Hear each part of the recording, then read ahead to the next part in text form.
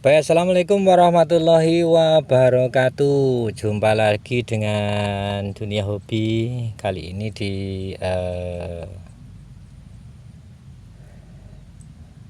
di kebun melon kita.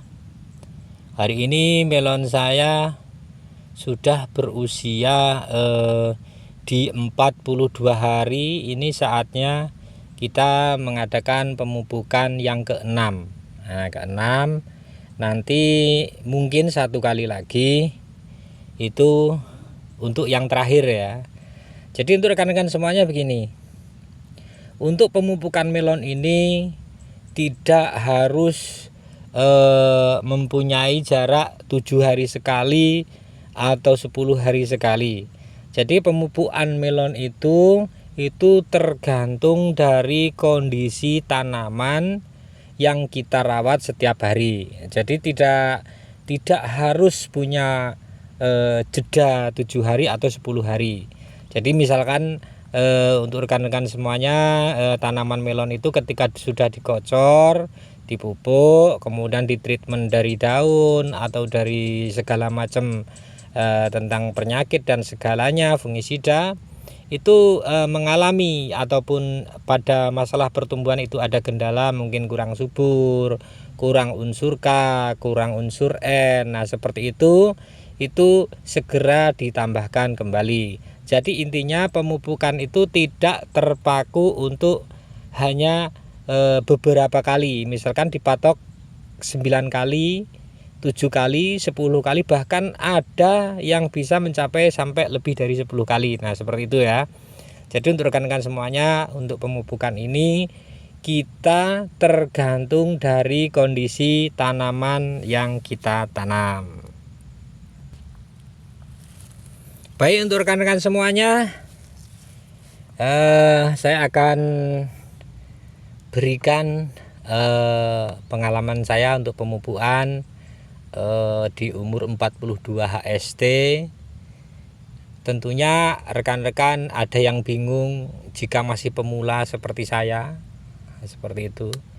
Mungkin belajar dari banyak YouTube atau dari literatur kita lihat di Google, baik di buku dan segala macamnya.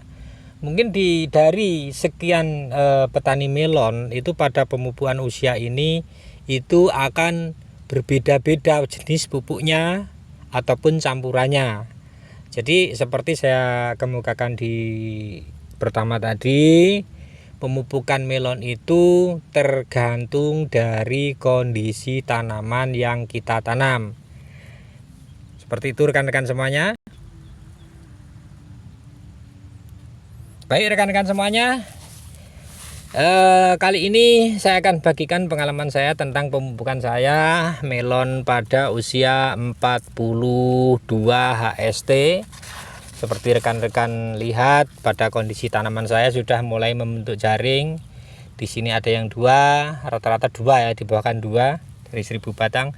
Baik, untuk kali ini untuk 1000 batang pada pemupukan 42 HST ini saya hanya menggunakan beberapa jenis pupuk. Di antaranya yang pertama adalah Mutiara Grower. Nah, jadi 15, 09 dan 20 kandungannya NPK. Nah, seperti itu ya. Ini ada tambahan yang lain. Nah, di sini ada nitrogen 15%, fosfat 9% dan kalium oksida. Nah, di sini seperti itu.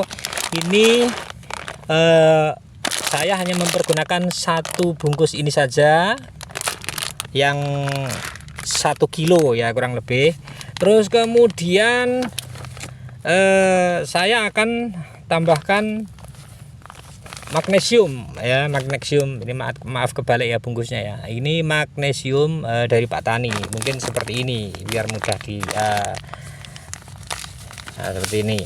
Ini magnesium ini saya tambahkan hanya setengah kilo untuk 1000 batang untuk menemani si Mutiara Grower. Kemudian selanjutnya saya akan tambahkan, karena di Mutiara ini tadi kandungan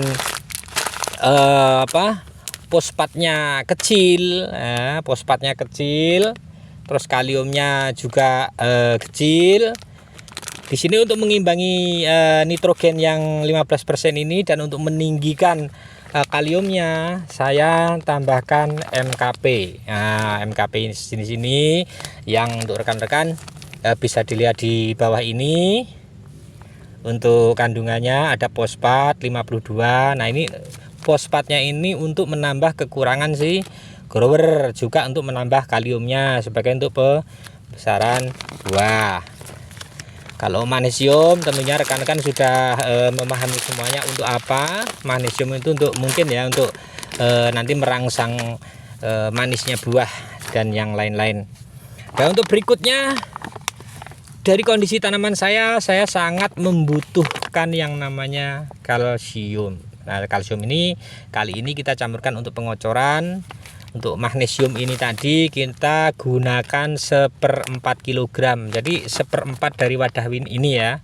Kemudian untuk kalsiumnya ini saya gunakan, biasanya saya mengocor untuk 1000 batang ini itu sekitaran 4 tank. Jadi saya pergunakan per tanknya itu 4 sendok. Jadi 4 kali 4 16 sendok makan. Nah, kemudian seperti itu semuanya.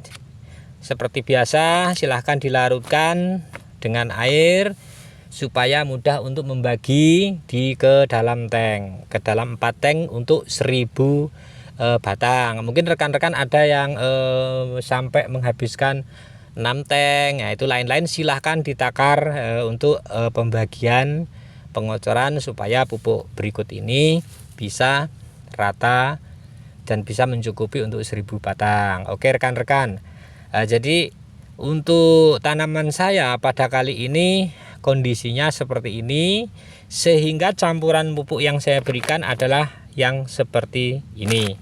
Oke, baik rekan-rekan semuanya, mungkin punya rekan-rekan nanti akan berbeda ya untuk pemupukan ataupun campuran aplikasinya, karena mungkin kondisi tanaman saya dan rekan-rekan semuanya itu juga akan berbeda tentunya ya, lain daerah, lain juga keadaan. Terus kemudian untuk rekan-rekan semuanya perlu diketahui bahwasanya menanaman melon itu ataupun tanaman yang lain itu bisa boros pupuk ataupun bisa mengirit pupuk, itu tergantung dari struktur tanah, kondisi tanah ya. Jadi ada tanah yang mau menyatu ataupun menyimpan pupuk itu di dalam tanah dengan tempo yang agak lama sehingganya bisa terserap tumbuhan secara maksimal.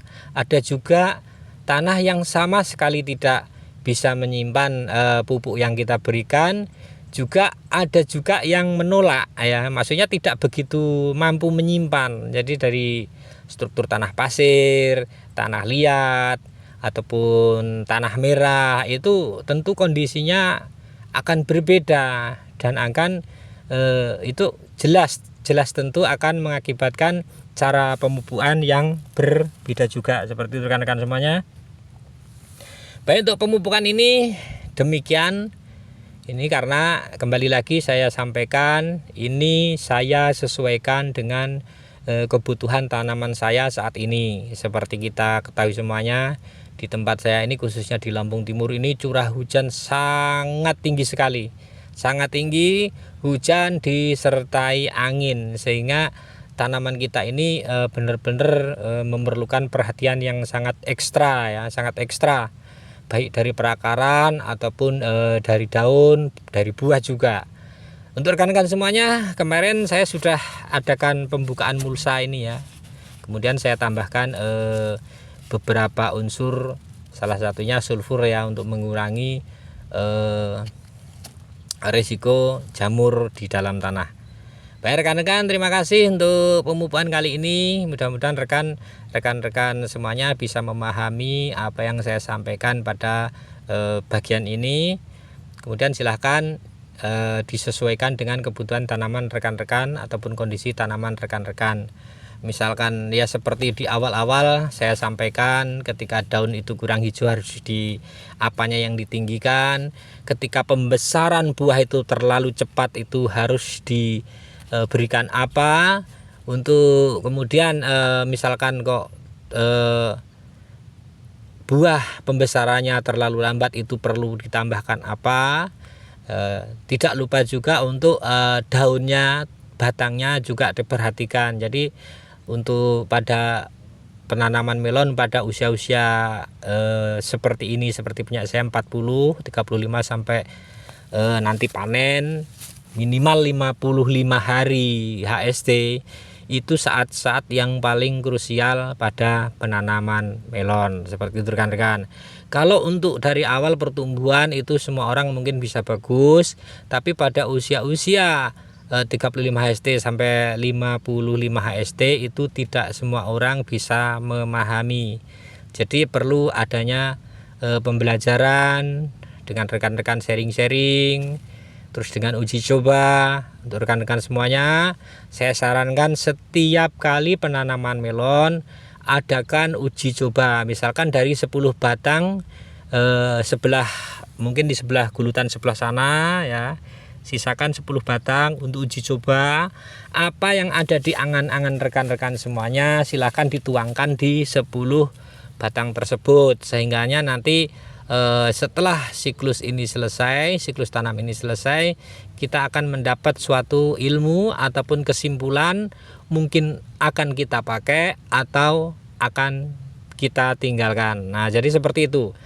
Nah, itu pesan saya, setiap siklus tanam silahkan mengadakan uji coba berdasarkan angan-angan, berdasarkan apa yang kita pikirkan. Oh, jangan-jangan seperti ini, mungkin seperti ini lebih bagus. Nah, seperti itu adakan uji coba. Jadi pengalaman guru yang paling baik adalah pengalaman di lapangan. Ya, seperti itu. Oke rekan-rekan, terima kasih. Mudah-mudahan bisa dimengerti apa yang saya sampaikan.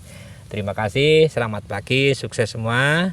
Mohon doanya ini melon saya ini selamat sampai tujuan ya. Terima kasih untuk semuanya. Saya akhiri. Assalamualaikum warahmatullahi wabarakatuh.